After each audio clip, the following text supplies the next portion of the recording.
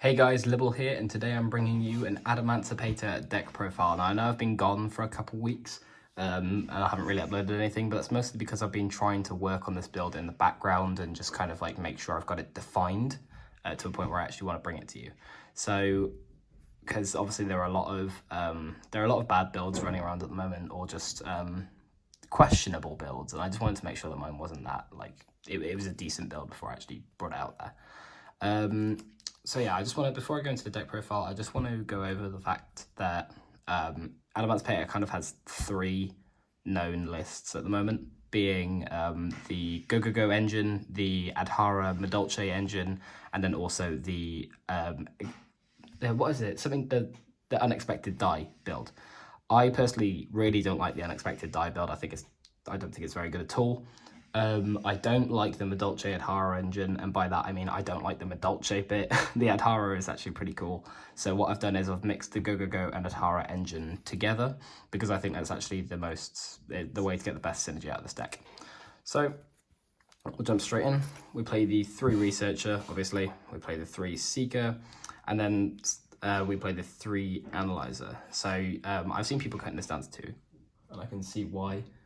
Because obviously it's got a Cyber Dragon effect, but even then it's still the effect to Excavate 5 and Special Summon 1 is still a nuts effect. So I wouldn't cut it. I basically wouldn't cut it to 2 unless there was like a card that you had to play kind of thing. So yeah, I think this is absolutely fine at 3. The deck is 40 cards as well, just to say. We have the 3 copies of Block Dragon. This should be self-explanatory. I did actually have this at 2 for a while, but then I realized that I'm being a stupid idiot, so I bumped it up to 3 because you want to be seeing it all the time, whether it's a dead draw in your hand. And when I say it's a dead draw, I mean like if you get it in your starting hand and you don't have anything else, it's obviously dead. But if you have a Doki Doki, then that's a different story. But yeah, so 3 Block Dragon, just absolutely insane. Card should be banned, but I'm not going to complain once we have it. 3 copies of Doki Doki, again, card is insane. The fact that it has so much synergy with the Go engine and the rest of the deck is also great. And I'll get onto that when we get to the Go engine. But yeah, so I just really enjoy that. I tried to mix the Go and the Adhara, basically. I've tried to like fuse them. Then we play the Quackimero Guardian for just that like mid combo protection. So usually getting this out on your like 3rd or 4th summon is always very nice because it means they can't Nibiru you. So that's very, very helpful. And then the last 2 throws we play 3 copies of Adhara, which is just a very good card in general because obviously I really, really hate the Madolche card. I just don't like the fact that it's not even a tuner. So like this card's perfect because all you need to do, it's quick, it does nothing else than what it says on the tin, it just special summons. That's it. It just goes bang and then you just normal summon and then Needle Fiber. It's just a great card. I wholeheartedly agree with playing this card in the deck. However, obviously the only downside being is that it's a worm and not a rock. If it was a rock, then this card would be even more nuts. But anyway, that's not the point. It's still a good, actually before I move on, it's still a good target for Gigantus and for your Block Dragon and whatever you want to do. So that's very, very good. Then we play the 3 Nibiru. So I was talking to my mate about this in a call, basically, and I only play 3 hand traps. These are the only 3 hand traps I play because the format at the moment is so like dice roll dependent that like if you're going to play a hand trap at all, make sure it's an absolute blowout hand trap because like my kind of thought process was what's the point in preparing to go second or like preparing the deck to go 1st and 2nd, because then what's going to happen is you're not going to have as strong a 1st game or as strong a 2nd game, so you might as well just build the deck to go 1st or build the deck to go 2nd. Obviously if you can build an amazing like tier 0 deck that goes 2nd, then you won't lose the game because everybody at the moment wants to go 1st. But because everybody wants to go 1st, I've built the deck to go 1st because obviously it's a 50-50 chance you get that, so why not? Yeah, so I think Nibiru is just the best hand trap to play if you're going to do that because obviously you can just bomb their entire field. And then obviously the fact that it's got some synergy being a rock is always nice. You can use it with Doki Doki if you really dead draw it that hard. And then the next copies of cards that we play are the 2 of each for the Go engine. So I tried to refine it a bit, so they're really good. So Glove, if it's in the grave and you control a Go-Go monster, you can special summon it from the grave. And Gigas, if this card's in the grave and you special summon a Go-Go monster, you can special summon this card from the grave. So with Doki Doki, for example, you could discard the Gigas, you could special summon the Glove, and then you could special summon this back and have this on the field. So you have Glove, this, and a Doki Doki. So I just think, and the fact they're both Rock Earths is just nuts. There are obviously loads more cards that you can try out with the Go-Go engine, and I'd highly recommend you go and try them out. This is just kind of where I landed, kind of like the perfect position. Then the next cards we play are all one-ofs. So we play the one-off Dragite, because obviously it sucks unless you're excavating it. Then we're playing the Gigantus because it's amazing. Then we played one Tackle Crusader. I was playing two, but then I realized that what's the point in playing two? Might as well just side deck the second one, because there's pretty much only one deck in the game that actually plays back row right now. Or one deck that matters in the game that plays back row right now. Then we play the one copy of Weeping Idol. I've seen people not like this, but I personally really like it because my reasoning for it is usually when you're doing your combo, so you resolve the Block Dragon effect. By the time you resolve the Block Dragon effect, you've more than likely used one Researcher or one Seeker. Like you've either special summoned one and used its Excavate, or you've used its Excavate. So it's always nice to add this instead, because if you add this, Researcher or Seeker, and then Gigantus, that's a free level 8 as it is. So I mean, I personally just really like Weeping Idol. It's a nice little extending tool to get something else out on the board as well. And I mean, yeah, I couldn't be happier. I wouldn't change this card, but obviously there are a lot of people who would. Obviously it's mostly because of the dark attributing, but I don't think that's too much of a problem, to be honest. Then we played the one copy of Phantom Beast O-Line. I literally just found some new synergy of this card last night, which is awesome. It synergizes perfectly with Raptite. And people going, oh, what do you mean? People usually just use Raptite for its first effect of the Excavate 5. But it actually has a secondary effect. If I bring it out right now, it has a secondary effect where it says, if you have a wind monster in your graveyard, quick effect, you can target one card in your opponent's graveyard and banish it. It's literally a DD Crow. So if you end your board on this, say like you have a Adamancipator Signs or a Monster Reborn that you haven't used at the end of your combo, you can just use that, revive Raptite, and then you have a DD Crow. Like, I don't see other people, like, it's good. And the Mega Phantom Beast O-Line used to be a dead card. Like, now it kind of works a little bit more. Like, obviously if you dead draw it, you dead draw it, but like it doesn't matter too much in this deck because you only really need one or two cards to actually pop off. So dead draws don't really matter too much, which is another reason I'm playing the Weeping Idol and the Destruction Sword.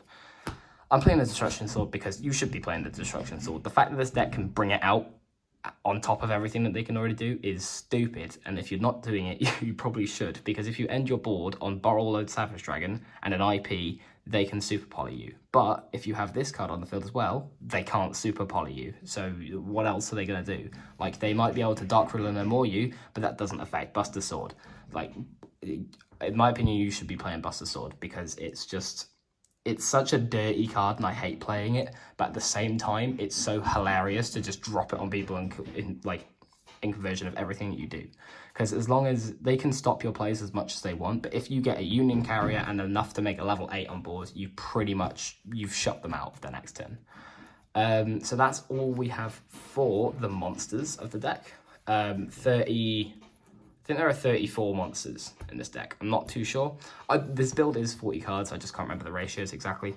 I play 3 copies of Adamancipator Signs. So I actually saw a deck list the other day, somebody who didn't play Adamancipator Signs, or they didn't play Monster Reborn. And when I asked them about it, they said it's an extender. It's not a starter card. And my response was, what? Like, it's Monster Reborn. You get the chance to play Monster Reborn at 3, and then if you revive an Adamancipator card, you get to stack your deck. This card is insane. Do not cut it. That's all I'm going to say for the rest of it. That's it. It's dumb. It's a stupid card. You shouldn't be able to play it. And the fact that it's not once per turn... Anyway, yeah. Then we play the 2 copies of Onomatopoeia. Again, I really condensed the Go-Go engine just because it's quite nice to get the discard to just add 2 to hand sometimes. So, like, For example, if you have this card on any of the other Go-Go cards, you can use it, discard the Go-Go cards, and then like normal summon, and then special summon. That's this card is basically a free. Something else is a free Gallant Granite, or it's good because if you dead draw the Water Rock, you can discard it and actually add 2 useful cards. And yeah, and then the last card we play is Foolish Burial. So Foolish Burial, usually when you have Foolish Burial in a deck, it's like, oh yes, this deck needs Foolish Burial. But in this deck, it's like, you don't really need Foolish Burial, but it's just kind of nice. Like, it's your 4th copy of Block Dragon.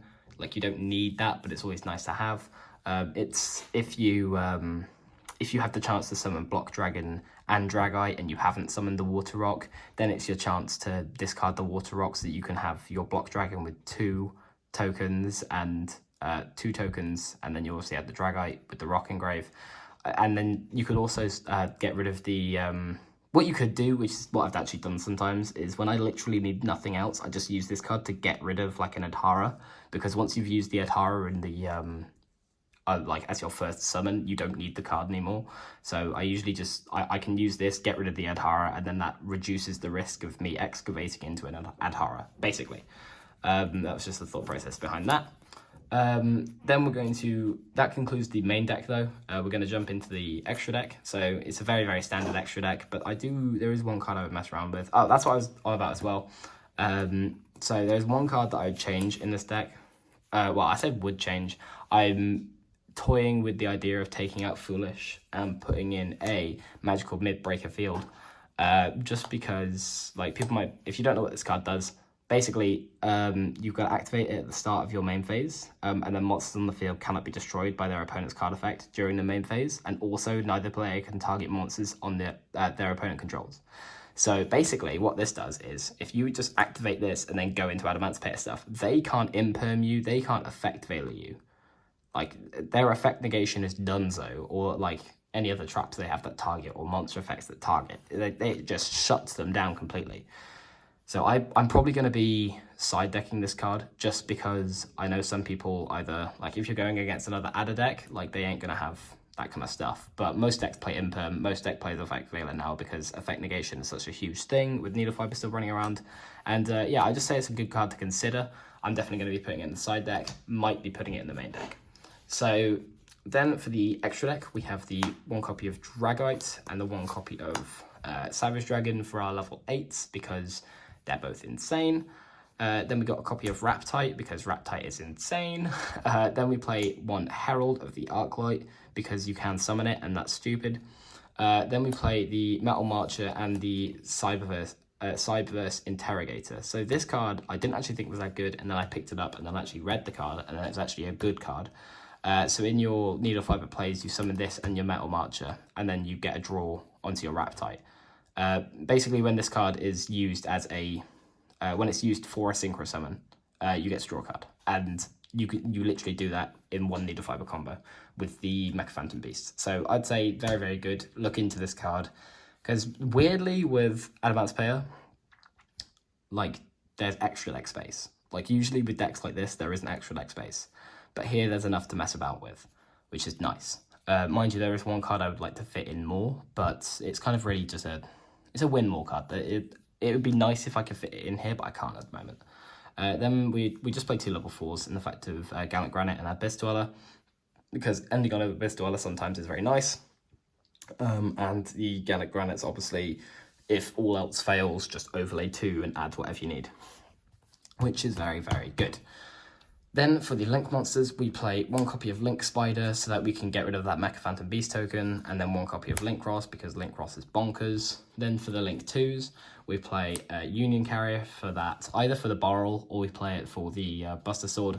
And then finally, yes, I've got rid of my proxy and I finally have bought an actual Hackle Fiber, and I've bought an IP because IP and Hackle Fiber are very, very good cards, and they're looking pretty low at the moment, and I was just sick of the proxies, if I'm honest with you. I'm sick of the proxies. Then we play the 1 Nightmare Unicorn, just because I would like to put a Nightmare Cerberus in this deck. The only reason I'm keeping the Unicorn around is because it's a good IP target. But like, Unicorn look, I want to put in Nightmare Cerberus for the simple fact that it's an Earth and it's a link 2 that I can throw away. Like, because most of the time my throwaway link 2 is IP, because obviously you only play 3 level link 2s. You need this for a combo, you need this for a combo. This is just kind of like yeah, it's nice if you can have it as well. So usually most of the time I'm throwing this away, and if I'm throwing this away, it's going to be for my burrow target, or it's going to, like, it's not an Earth, so it doesn't really help me, but at the same time it's IP, so I can use that to obviously do the combo where you summon a burrow, they go into their turn, not a burrow, a block dragon, they go into their turn, and then you you use this effect, link into an Apo, and you get the block searches. Anyway, yeah, so I'd like to play the Cerberus if I could fit that in there, but we play that, and then we play the 1 copy of Apo. I will be buying the actual copy of this when locals start up again. I just don't want to be spending 70 quid on something I'm not going to use yet. Right, and I realised that but it's coming down in price as well. Like 2 weeks ago, it was 100, so I just don't want to invest in it whilst it's still, you know, coming down in price. And before you go at me, I bought the researchers just before the ban list. Or well, just the second the ban list came out, I bought the researchers because obviously, like, people thought they were going to get banned, so the price went down a lot, and then I picked them up at like £40 a piece. So, and I already had one because I bought a box of Secret Slayers, sadly, before I started the channel, or I would have made a video on it. But anyway, yeah, so that is my Adamancipator build. I hope you guys have enjoyed and you kind of understand my logic behind cards. If you have any more questions, just let me know and I'll be happy to answer them. Yeah, so if you enjoyed the video, like, comment, and subscribe, and I'll see you guys in the next video. Peace out.